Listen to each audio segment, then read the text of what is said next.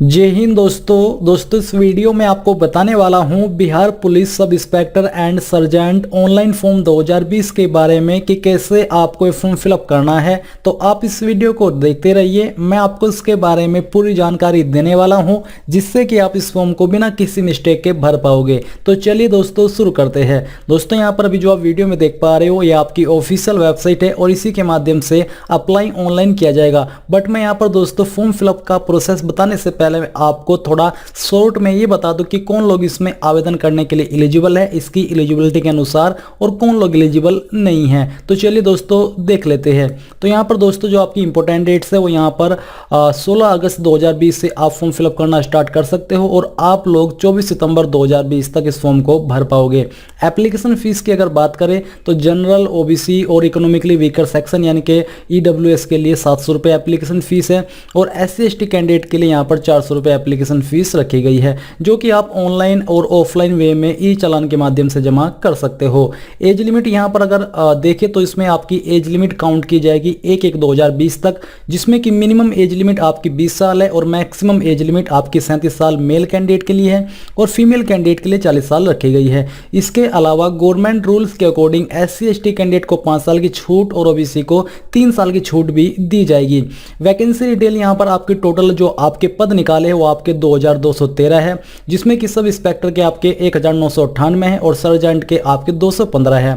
और दोनों पोस्ट पर अप्लाई करने के लिए आपसे बैचलर डिग्री मांगी है, यानी कि आप किसी भी डिसिप्लिन, किसी भी स्ट्रीम के अंदर अगर ग्रेजुएटेड हो तो इसका मतलब ये है कि आप इसमें अप्लाई कर सकते हो। और अप्लाई आप किसी भी स्टेट से कर पाओगे, ऐसा नहीं है कि इसमें बिहार के कैंडिडेट ही आवेदन कर सकते हैं, आप ऑल इंडिया से फॉर्म को भर सकते हो।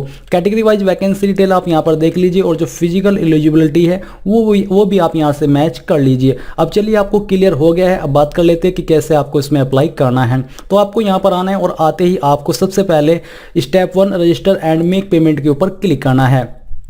इसके ऊपर क्लिक करने के बाद आपके सामने यहाँ पर इंस्ट्रक्शन आ जाएंगे जिसको कि आप इंग्लिश एंड हिंदी दोनों के अंदर रीड कर सकते हो। आपको नीचे आना है और नीचे आकर के यहाँ पर डिक्लेरेशन के ऊपर क्लिक करना है और फिर आपको proceed to registration and payment के ऊपर क्लिक करना है।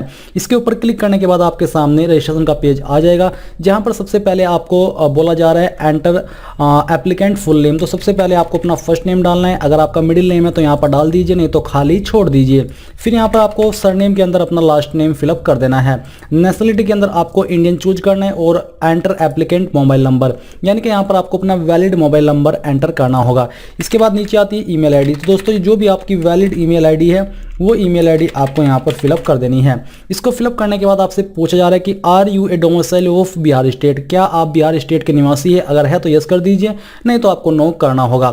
अगर आप यहाँ पर यस करोगे तो आपको अपनी यहाँ से कैटेगरी चूज करने का ऑप्शन मिलेगा, बट अगर आप नो करोगे तो आपको यहाँ पर जनरल कैटेगरी के अंदर रखा जाएगा। तो चलिए हम यहाँ से इसको सिलेक्ट कर लेते हैं। फिर सिलेक्ट एप्लीकेंट जेंडर, तो आपका जो भी जेंडर है वो आपको चूज कर लेना है। Select applicant date of birth, तो यहाँ पर दोस्तों आपको पहले डे सिलेक्ट करना है, इसके बाद यहाँ से मंथ और फिर यहाँ से आपका जो भी ईयर है बर्थ ईयर वो आपको चूज करना है। Are you an employ of Bihar government, क्या आप बिहार गवर्नमेंट के एम्प्लॉय है? अगर है तो यस कर दीजिए, नहीं तो यहाँ पर अभी आपको नो करना होगा। और फिर आपको यहाँ पर are you an ex serviceman, इसका आंसर दे देना है। अगर आप हो तो यस कर दीजिए, नहीं तो यहाँ पर भी आपको नो करना है। ये करने के बाद दोस्तों यहाँ पर आपको नीचे आना है और प्रोसीड के ऊपर क्लिक कर देना है। प्रोसीड के ऊपर क्लिक करने के बाद यहाँ पर दोस्तों आपकी जो रजिस्ट्रेशन की जानकारी है उनका प्रीव्यू आ जाएगा, जिसमें कि आपको एक मौका और दिया जा रहा है इन सभी जानकारी को चेक करने का। अगर आपको लगता है कि कहीं पर कोई जानकारी गलत है तो आप उसको सही कर सकते हैं, नहीं तो आपको चेक करने के बाद नीचे यहाँ पर क्लिक करना है और जो कैप्चा कोड यहाँ पर दिया जा रहा है ये आपको फिलअप करना है। फिलअप करने के बाद आपको यहाँ पर मेक पेमेंट के ऊपर क्लिक करना है। अगर जानकारी सही है, अगर आपको लगता है कि कोई जानकारी गलत है तो आप एडिट एप्लीकेंट डिटेल्स के ऊपर क्लिक करके उसको एडिट भी कर सकते हो। तो चलिए हम यहाँ से मेक पेमेंट के ऊपर क्लिक करते हैं और यहाँ से ओके कर देते हैं। फिर यहाँ से हम इसको ओके करते हैं। अब ओके करने के बाद यहाँ पर आपको पेमेंट के पेज पर ट्रांसफर किया जाएगा, जिसमें कि आप देख सकते हो आपके सामने बिल डेस्क आ चुकी है, जिसमें कि आप अपनी एप्लीकेशन फीस डेबिट कार्ड या फिर क्रेडिट कार्ड, इंटरनेट बैंकिंग या फिर भीम यूपीआई के माध्यम से जमा कर सकते हो। तो अगर आप डेबिट कार्ड के माध्यम से फीस को जमा कर रहे हो या फिर किसी भी माध्यम से कर रहे हो तो बस आपको एक चीज का ध्यान देना है कि जब आप अपनी एप्लीकेशन फीस जमा करें और जमा करने पर अगर आपकी फीस बैंक अकाउंट से कट हो जाए बट यहाँ पर वेबसाइट के ऊपर अपडेट ना हो, यानी कि पेड लिखा न आए, तो आपको दोबारा से फीस जमा नहीं करनी है, आपको कम से कम 24 से 48 घंटे का वेट करना है। इस समय के अंदर आपकी फीस 100% या तो रिफंड आएगी अगर बीच में कहीं पर रह गई है, या फिर वेबसाइट के ऊपर अपडेट हो जाएगी, तो आपको दोबारा फीस जमा नहीं करनी है, नहीं तो दोनों बार की फीस चली जाएगी और रिफंड भी नहीं होगी। तो जब आप अपनी एप्लीकेशन फीस जमा कर ले तो आपको यहाँ पर स्टेप 2, जो कि आप यहाँ पर देख सकते हो फिल एप्लीकेशन फॉर्म का, चाहे तो आप डायरेक्टली फीस जमा करने के बाद वहां से भी स्टेप 2 पर आ सकते हो, या फिर यहाँ पर आप होम पेज पर आकर के स्टेप 2 फिल एप्लीकेशन फॉर्म के ऊपर क्लिक कर सकते हो। इसके ऊपर क्लिक करने के बाद आपके सामने ये इंटरफेस आएगा, जिसमें कि आपको जब आप अपनी एप्लीकेशन फीस जमा कर दोगे उसके बाद रजिस्ट्रेशन आईडी मिलेगी, वो रजिस्ट्रेशन आईडी यहाँ पर भरनी है या फिर मोबाइल नंबर डालना है। इसी के साथ जो आपकी डेट ऑफ बर्थ है वो आपको यहाँ पर भर देनी है, जो कि अभी आपने इस्तेमाल की थी, और जो नीचे कैप्चा कोड दिया जा रहा है ये कैप्चा कोड आपको यहाँ पर फिलअप करना है, और फिलअप करने के बाद आपको सबमिट के ऊपर क्लिक करना है। सबमिट के ऊपर क्लिक करने के बाद यहाँ पर दोस्तों आपकी रजिस्ट्रेशन आईडी आ जाएगी, जहाँ पर आपको रजिस्ट्रेशन स्टेटस कंफर्म्ड देखने को मिलेगा। साथ ही मैं आपको ये बता दूं कि जो अभी जानकारी आप आगे की जान पा रहे हो, या मैं आपको यूजर मैनुअल के माध्यम से बता रहा हूँ, क्योंकि ये फॉर्म में डेमो के रूप में भरता, और अगर मैं इसको भरता तो फिर मुझे फीस जमा करनी होती, जो कि पूरी तरीके से वेस्ट चली जाती, क्योंकि इस फॉर्म को मैं जेन्युइनली नहीं फिलअप कर रहा और मैं नहीं चाहता कि फालतू में फीस वेस्ट जाए। अगर मेरे पास किसी ऐसे कैंडिडेट की जानकारी होती जिसको कि फॉर्म भरना है बट उसके पास फीस नहीं है, तो मैं वो फीस जमा कर देता, जिससे कि वो किसी के काम आती। अगर मैं ऐसे सिर्फ डेमो के रूप में वीडियो बनाने के लिए ये 700 रुपये या फिर 400 रुपये वेस्ट करता तो उनका कोई फायदा नहीं होता। इस वजह से मैं डेमो वीडियो जो आगे का प्रोसेस है वो यहाँ से यूजर मैनुअल से आपको बता रहा हूँ, बट फिर भी इसमें भी आपको कोई प्रॉब्लम नहीं आएगी। तो जैसे दोस्तों आप रजिस्ट्रेशन आईडी डाल करके लॉगिन कर लोगे तो आपको यहाँ पर नीचे देखने को मिलेगा proceed to fill application form. आपको यहाँ पर इसके ऊपर क्लिक करना है। नीचे आपको यहाँ पर आपकी जो रजिस्ट्रेशन की आईडी जानकारी है जो कि अभी आपने भरी है वो भी चेक करने को मिलेगी।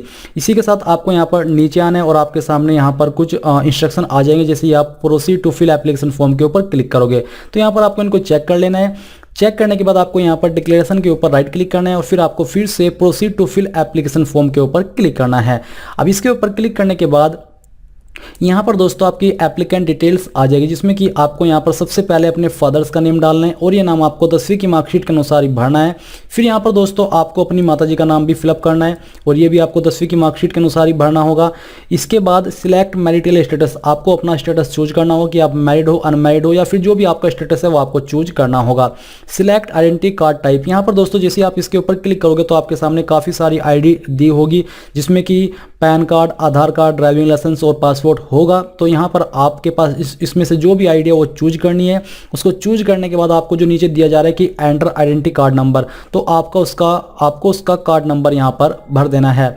एंटर आइडेंटिफिकेशन मार्क्स, तो यहाँ पर दोस्तों आपकी बॉडी के ऊपर अगर कोई एक ऐसा मार्क है जिससे आपके शरीर की पहचान होती है तो वो मार्क यहाँ पर आपको लिखना है और आपको अच्छे से चेक करके जो भी मार्क है वो यहाँ पर लिख देना है। फिर आती है एजुकेशनल क्वालिफिकेशन डिटेल्स, यानी कि शैक्षणिक योग्यता की जानकारी। तो सबसे पहले यहाँ पर है मैट्रिकुलेशन यानी कि 10th, तो आपको यहाँ पर name of school, board, university, institute के सामने अपने बोर्ड का नाम देना है कि आपने किस बोर्ड से 10वीं पास की है। जैसे कि यूपी बोर्ड, बिहार बोर्ड, जो भी है वो आपको लिख देना है। जैसे कि BSEB भी आप यहाँ पर लिख सकते हो। पासिंग सर्टिफिकेट नंबर, यानी कि जो आपकी 10वीं की मार्कशीट है उसके ऊपर जो सर्टिफिकेट नंबर है वो यहाँ पर आपको लिखना होगा। सर्टिफिकेट यहाँ पर आपको इसके ऊपर क्लिक करके चूज कर लेना है और इसके बाद इश्यू डेट आपको डालनी है कि कब आपका ये सर्टिफिकेट इश्यू हुआ था, डेट, मंथ, ईयर आपको चूज करना होगा। फिर है ग्रेजुएशन, तो जो कि इसमें आवेदन करने के लिए जरूरी है, तो आपको यहाँ पर अब name of school, board, university की जगह अपनी उस यूनिवर्सिटी का नाम देना है जहाँ से आपने अपनी ग्रेजुएशन की है। पासिंग सर्टिफिकेट नंबर यहाँ पर डालना है और डेट, मंथ, ईयर यहाँ पर आपको भर देना है।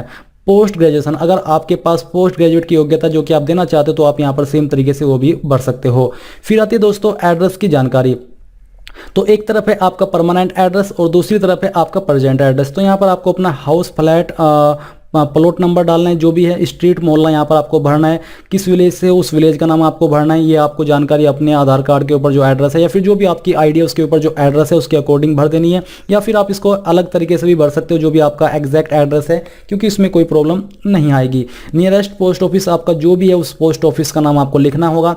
स्टेट आपकी क्या है वो स्टेट आपको यहाँ से चूज करनी होगी। जो भी स्टेट आप चूज करोगे उसके अंदर जितनी भी डिस्ट्रिक्ट है वो ऑटोमेटिकली यहाँ पर डिटेक्ट कर ली जाएगी, तो आपको अपनी डिस्ट्रिक्ट चूज करनी होगी। फिर यहाँ पर आपको अपने पोस्ट ऑफिस या डिस्ट्रिक्ट का पिन कोड भरना होगा। Whether it is same as permanent address, अगर आपका प्रेजेंट एड्रेस और परमानेंट यानी कि कोरस्पोंडेंस एड्रेस सेम है तो आप यहाँ पर यस कर दीजिए। यस करने पर ऑटोमेटिकली ये जानकारी इस तरफ आ जाएगी, नहीं तो आप नो करिए और अलग से यहाँ पर ये जानकारी भर दीजिए। फिर दोस्तों यहाँ पर declaration of criminal cases, basically यहाँ पर आपसे कुछ सवाल पूछे जा रहे हैं जो कि सभी क्रिमिनल केसेस से जुड़े हुए हैं, यानी कि क्या आपके ऊपर कोई क्रिमिनल केस है, आपको उसका आंसर करना है। क्या आप कभी किसी कोर्ट के द्वारा कन्विक्ट किए गए हो किसी केस के अंदर, या फिर आपके ऊपर कोई एफआईआर दर्ज हुई है। तो बेसिकली आपको यहाँ पर इन सभी के अंदर नो करना है। अगर आप किसी भी ऑप्शन में यस करते हो तो फिर आपको आगे चल करके उसकी डिटेल्ड में जानकारी देनी होगी और आपके चांसेस कम हो जाएंगे, क्योंकि जिनका रिकॉर्ड होता है पुलिस, उनका सिलेक्शन नहीं किया जाता गवर्नमेंट जॉब के अंदर, ये आप सबको पता होगा, इसलिए यहाँ पर ये सवाल आपसे पूछे जा रहे हैं। फिर दोस्तों नीचे आते हैं अपलोड फोटो और साथ ही सिग्नेचर। तो यहाँ पर जो आपके फोटो का एक डिस्क्रिप्शन है वो देख लीजिए। 6 मंथ से पुराना आपका फोटो नहीं होना चाहिए, फॉर्मेट जेपीजी या फिर पीएनजी में रहना चाहिए, और 25 केबी से file size must be less than 25 केबी, यानी कि 25 केबी से कम ही होना चाहिए। और किस तरह का फोटो एक्सेप्ट होगा वो आप यहाँ पर देख सकते हो, और किस तरह का एक्सेप्ट नहीं होगा वो भी आप यहाँ पर देख सकते हो। तो आपको चूज फाइल के ऊपर क्लिक करके जहाँ पर भी आपकी फाइल है उसको सिलेक्ट करके अपलोड कर देना है। नीचे है आपका सिग्नेचर, जो कि एक तरफ है इंग्लिश के अंदर और दूसरी तरफ है हिंदी के अंदर, तो आपको दोनों अलग अलग से अपलोड कर देने हैं। इनका जो डिस्क्रिप्शन है वो भी आप यहाँ पर देख सकते हो।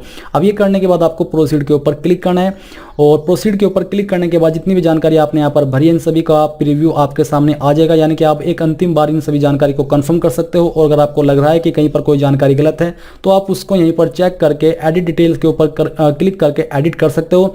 नहीं तो आप यहाँ पर क्लिक कीजिए और इन दोनों के ऊपर, और करने के बाद जो कैप्चा कोड यहाँ पर दिया जा रहा है वो आपको भरना है, और भरने के बाद आपको सबमिट के ऊपर, सबमिट एप्लीकेशन के ऊपर क्लिक करना है।